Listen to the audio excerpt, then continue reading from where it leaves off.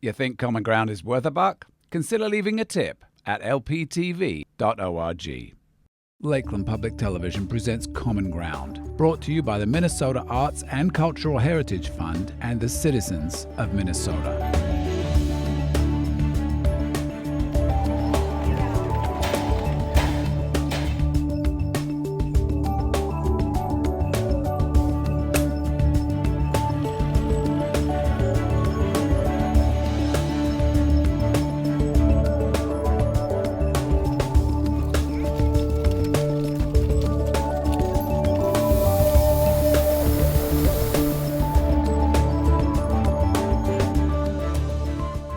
Welcome to the first of a two-part edition of Common Ground.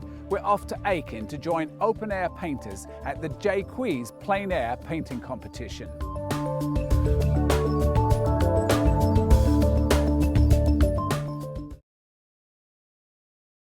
Hi, my name is Angie Barnhart and I am at the Jaques Art Center. This is our 7th plein air event.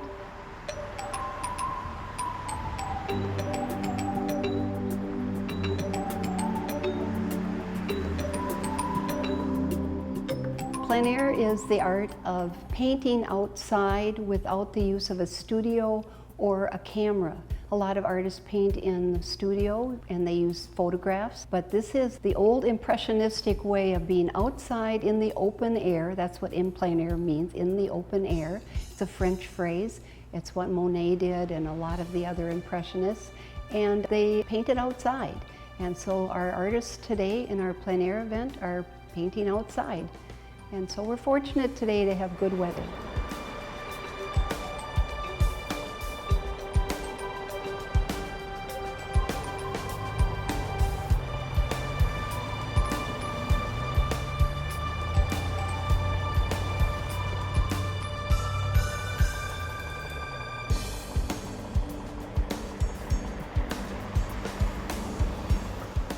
The plein air event in Aitkin, Minnesota is at the Jaques Art Center, and it got started about 7 years ago. One of our new directors came in. She had experience with plein air before and started the event. And so we've taken off and done this every year now for 7 years. And it's been a wonderful, delightful event for the artists and for us. Hanging our paintings today, we have our office manager, Linda Zasmita, and her son, Peter, and we have some very active board members in our Jaques Art Center, which are Ruth and Paul Hauge. And they have been just a tremendous support in this event. In fact, Ruth and Paul are the sponsors of our first prize winner. So they just are very, very supportive of our plein air event here at the Jaques. What we have hanging up here today is a representation of all of the artists' work. We requested that they bring in 2 pieces of artwork. Some of it is in plein air, some of it is studio work, but nevertheless it's an example of the work that they have done. And so what we have hanging now is an exhibition of their work. It's beautiful art. We've got some excellent talent here, and we're just very, very honored to have all these artists here. Well, I'll take you on a little tour of all this art that the artists brought in. These are 2 paintings that were done by Raleigh Kinney. This one also. Cynthia Kath that won our 3rd place last year. She works in pastel and did these beautiful drawings of the Ripple River. The Ripple River is actually in Aitkin, so we may have some people painting the Ripple River today, even though they're painting in the city of Aitkin. This is by Michelle Coombs. Beautiful paintings. You'll notice that most of them are done in an impressionistic style, and that's the method that the plein air painters use. There's not time to do realistic realism, like photographic realism, so they all paint in a very impressionistic manner, which is a true plein air style. Tom Dimmick did this one of the trains, and this one he actually painted last year in the city of Aitkin. It's an old grain elevator here. We've got Paul Becker. He is a wonderful impressionistic painter, Paul does some interesting things. He goes to rendezvous type things, and he dresses in character, and he teaches children and adults on how an artist in the old days of Eastman and so forth did their art. No cameras then, so they did have to paint in plein air all the time.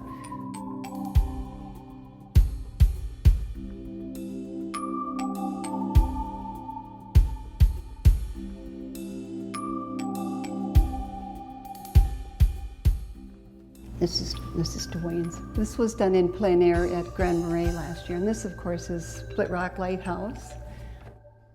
Pamela is an actual member of our Jaques Art Center. She lives here in Aitkin and does beautiful work. Diane Lewis lives in Arizona part of the year, and so some of her work that she brought in looks not Minnesotan, but more of Arizona type landscape. And this one is obviously not done in plein air. This is a portrait. She's a wonderful portrait painter. This is called Tombstone Rose, and Diane paints a lot of portraiture, so that's why she brought in a portrait of a woman there. And this is her husband Bob, and they live in Arizona, and again, it's more of a Arizona scene. This one, though, they live in Duluth part of the time, and so that looks like it is a Duluth scene right on Lake Superior. And we've got so many beautiful paintings. Christine Tierney's Linden Hills Florist. That's a painting I actually used on our advertising. So, and this is another one by Christine of a sailboat. And we have Reflections by Marianne Cleary, a nice Minnesota landscape and some florals that she did. And we have David Rickert, actually was featured in the Lake Country Journal. He had one of his paintings was on the cover of Lake Country Journal, so I'm sure many of the viewers are familiar with that magazine right here up in the North Country. The artist will be painting in Aitkin today, the city of Aitkin. There's a lot of old buildings here, and there's an old granary. The Butler building that's just recently been renovated is a spot that most of the artists like to paint. But there's a lot of beautiful rivers and streams in Aitkin also. The Mississippi River runs right through Aitkin, and they'll find interesting things to paint in the city of Aitkin. I'm Dwayne Barnhart, and I live just south of Aitkin, and I'm participating in the Aitkin Plein Air. What you try to capture in plein air is something more than just what the object looks like. You're trying to capture what it feels like. Sometimes I'm successful, sometimes not. I'm trying to create a feeling more than just an image necessarily. Today I'm painting the Methodist Church here in Aitkin. It's an old church, been around for a very long time, and I have to put up with the traffic, as you can see. Right now I'm in the detail stage of this, so what I'm doing is I'm going to be pulling a little blue back up into this window because it's reflecting the blue in the sky, but it needs to be kind of grayed down a little bit. So I'm just going to go in with a small brush here and just kind of paint a little background wash, and I like to just put in some dots of color and just let the water do its thing. That's kind of the joy of watercolor. I really like it because the water will be in control. You don't have a lot of control all of the time. So now it's just kind of bleeding out and giving me an impression of a reflection. What I have here is that I left some of the areas white because watercolorists like to use the white of the paper instead of putting white paint on it afterwards. So now I'm going to go back in and fill those areas with color, and the only real color down there is some lilies of some kind, and I'm just going to dot some in just to give the impression, some little orange dots. If you look at this painting across the room, you won't have any clue what exact kind of flowers you're looking at or whatever it is. You just want to give the impression that there's something there. One of the things that makes a lot of the plein air paintings realistic is instead of painting the church without any surroundings or anything else, I'm actually going to put in some cars in there and put a light pole in there. It kind of adds to the realism of it. Let's see if I can just draw a straight line. Those people who say they can't draw a straight line, sometimes I'm in that group. It looks like it.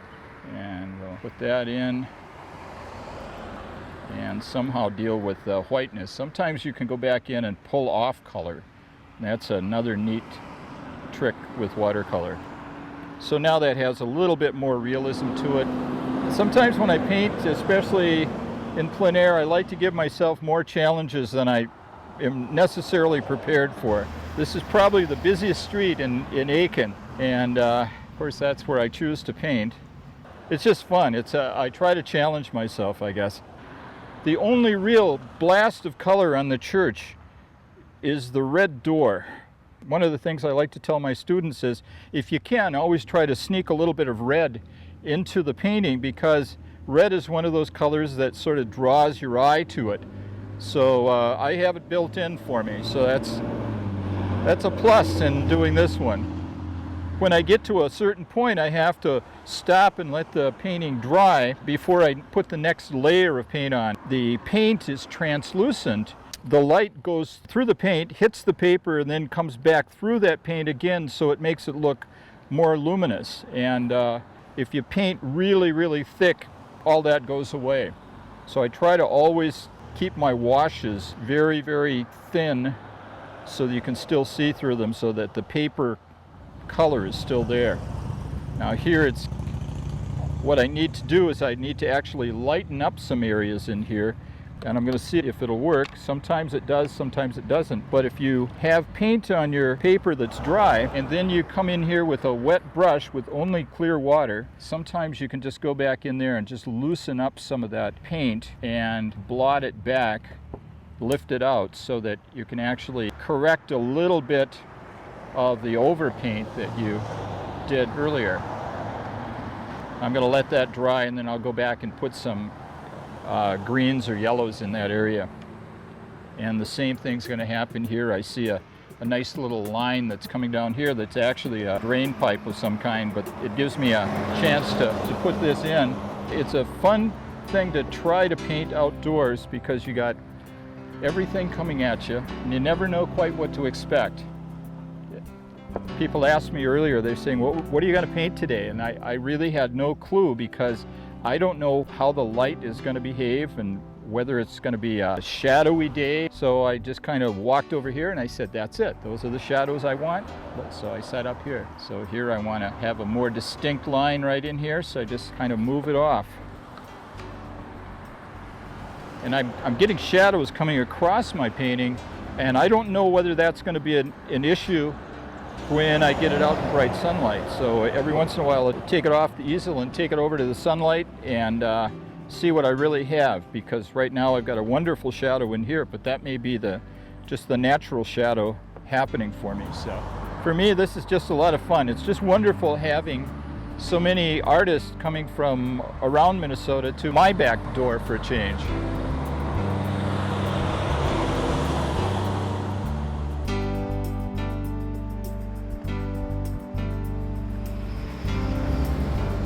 There it is. I am a plein air painter, and I'm here for the Plein Air Painting Festival here in Aitkin, Minnesota. And right now I'm just working on a painting about the light striking this corner of this building right here, and it just kind of caught my attention and struck my fancy, so I decided I thought that'd make a good subject for a painting. And then I really liked the reflected light that was going on up in here. I'm exaggerating the reflected light a bit, and then I'm exaggerating this dark back in here a little bit to accent that light, but then I'm trying to keep a lot of the rest of the painting soft, so that this is my primary focal area. I became involved in painting because my parents were both artists. My father was a professional sculptor when I was young, and my mom was also a painter. She was a landscape painter. And just simply through the exposure to my parents and to their artist friends, and particularly my father and his artist friends, and spending time in his studio, and I developed appreciation for visual things. And so I've been doing it for about 30 years now. I'm painting in oil paint. Oil is usable without really mixing with too much other stuff. I do occasionally use an oil additive or a medium. It's just essentially walnut oil when I need to. So right now I'm just looking at these shapes down here and trying to break up this line a little bit and suggest some of these grasses overhanging and some of this activity that's going on over there. So I'm not going to get too worked up about details in these other areas, because I really want the viewer's eye and attention to go to that primary focal point. So I'm going to take out my knife right now. Occasionally I'll use a painting knife for different kinds of symbols, whether they be grass symbols or leaf symbols or what have you. I'm just going to make some little grasses coming up here just to kind of break this space up a little bit. I want to look at my edges. I'm softening these edges over here in the periphery a little bit. I'm going to go ahead and soften this one a little bit, just so there's not quite so much contrast right there. Well, I'm a plein air painter primarily. That's pretty much what I do. I prefer to paint from life and paint in plein air outdoors. I had found out about the Jaques Art Center and the Plein Air Festival just simply through my connections with other plein air painters in the Twin Cities down in St. Paul. I have a studio down there and I'm exhibiting in a few galleries, and I'm active in the Outdoor Painters of Minnesota. I'm a former president, and so I just through association with other artists. A lot of the artists up here I know and I'm friends with, and so it's a good time. It's not just about painting, but it's about social interaction and connecting with other artists. I've got a line right there that I'm going to adjust. So I'm going to go into my sky color, but I'm going to deepen it slightly in value with some adjacent color there. This is one of the extensions for my umbrella, but I'm going to use it for a maul stick to steady my hand. Pretty much just like that. That way I have a nice crisp little edge there, and I've got a couple of crisp edges there. And since this is my focal point, I really kind of want to hone in on those. We've got people who are fairly new to painting, from people who are very experienced at painting, coming to a plein air event like this in Aitkin, and that's what they're called, as plein air painting events. And there are several in the state now, and it's one of those things that's really growing in popularity. It's sort of exploding right now throughout the Midwest. There's festivals throughout Wisconsin and Minnesota, Iowa and Illinois. It's just really exploding. I kind of usually have my palette arranged where I have darker values, middle values, and light values. But right now it's gotten a little messy since I've been intermingling some of them here. So I just want to touch that in there and see if it's the right value. First of all, I want it a little darker. I'm just kind of suggesting some leaves up in there. I've got kind of a larger group in there, Papa. There's my mama group, and here's a little baby group. Because of the perspective, this line should be angled just a little bit more. So I'm just going to pull that down into that just to make that. There we go. I want to soften this a bit up here because this is going to be up near the top of the canvas. So right now I'm just looking at edges. I'm just looking at where I've got my hardest edges or strongest contrast, and I'm looking at edges that I can soften and change a little bit. I think I've got a nice circular pattern for the eye to flow. The eye kind of follows this in. Gives it a chance for the eye to kind of look at the focal area, and then as the eye is coming back down, this kind of pulls it back in again. And that's one of the things I'm looking for, is a nice rhythm and a nice flow for the eye to move. And right now I'm looking at this and this and this and making sure they're not the same size. So what I'm going to do is I'm going to pull this shadow color up just a little bit. I want a coolish mid value because it's reflecting the sky color. Let's see if this will work. And I don't mind if those edges out there are kind of soft. So I'm just going to pull that in there like that. And I think it's going to work. I kind of like that I've got a little incident right here where this light value goes into the slightly deeper value. And I kind of like that. I'm going to correct my perspective right there on the bottom of that windowsill. I'm going to get some light value and just cut right into that slightly deeper value there. So I clean off my brush. I use walnut oil to clean my brush. I don't use a solvent. And then I can wash it out with solvent later, or wash it out with soap and water or some type of a cleaner. And so I just rinse off my brush in the walnut oil. The walnut oil keeps all the paint nice and fluid and rich, gives it a nice viscous quality, wonderful tactile quality. So it takes from 6 months to a year for the paint to fully dry, or sometimes even longer. It kind of depends on the thickness of the paint. And what happens is oil paint becomes a polymer like plastic. Essentially it oxidizes. It doesn't dry by evaporation. Oil dries by oxidation, and it creates polymer chains like a plastic. So essentially what this is these are drying oils. This walnut oil becomes a plastic-like material, except for it's not quite as flexible as plastic, but it still is similar. So I just want to suggest the edge of that windowsill right there, and I think I'm gonna leave it.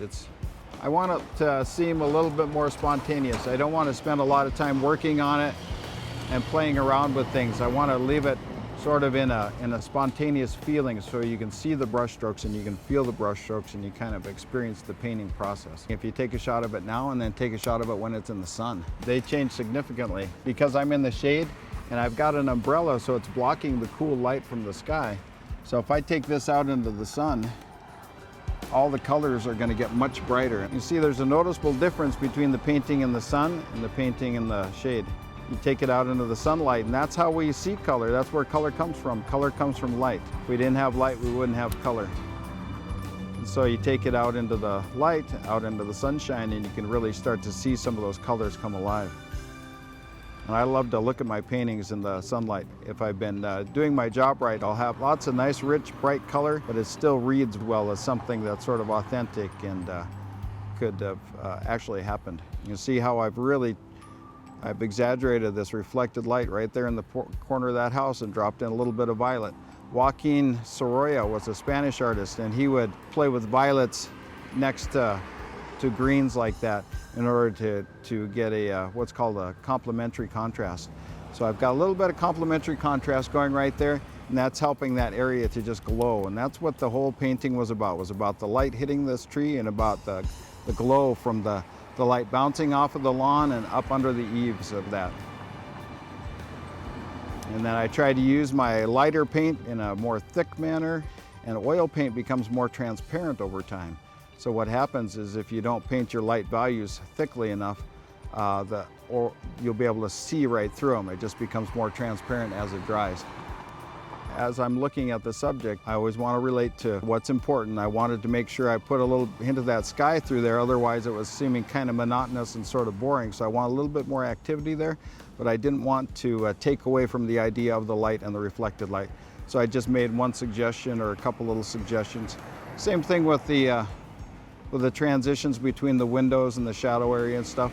That's all much darker in real life, but I wasn't interested in creating a lot of contrast there because I didn't want the eye to hover there. I want the eye really to kind of focus on what's going on with this light and reflected light. And I think it's done. Yep, I'll leave it just like that. Now all I have to do is decide where to sign it. I enjoy coming to a little town like this. I enjoy coming to a town like Aitkin. It's really wonderful because you get that small town flavor. I lived in many small towns as I was growing up. I've always appreciated that.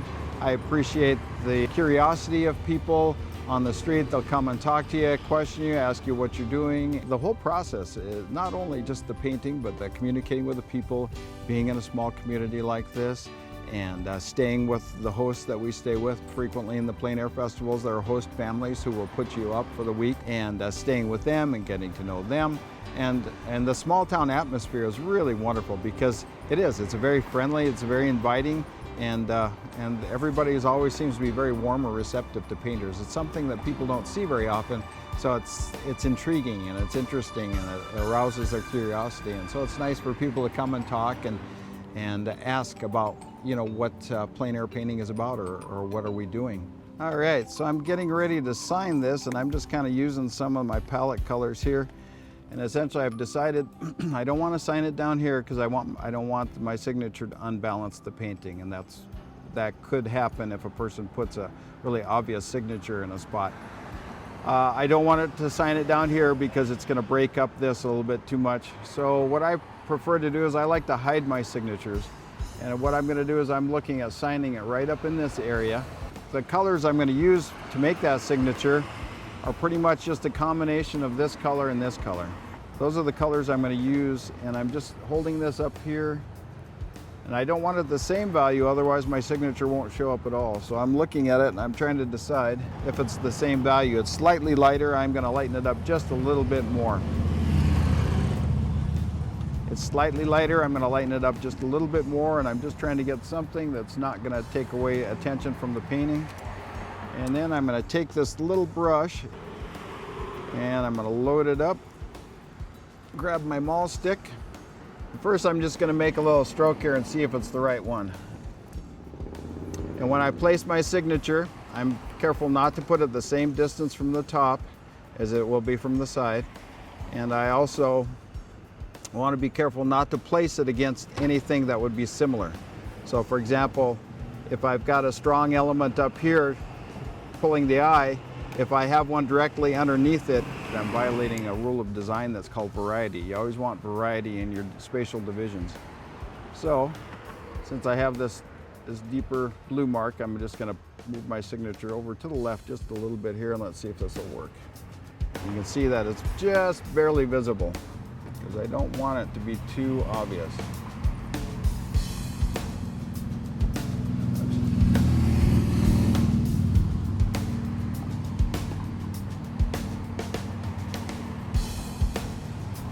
So that's my last name, Davis. And then I just make, this is my brand. It's a livestock brand. It's called the 3/4 circle. And it's signed and ready for the museum. Ta-da! Thank you so much for watching. Join us again for the second episode of the Aitkin Plein Air Painting Competition. If you have an idea for a common ground piece that pertains to North Central Minnesota, email us at legacy@lptv.org or call us 218-333-3022. To view any episode of Common Ground online, visit us at lptv.org.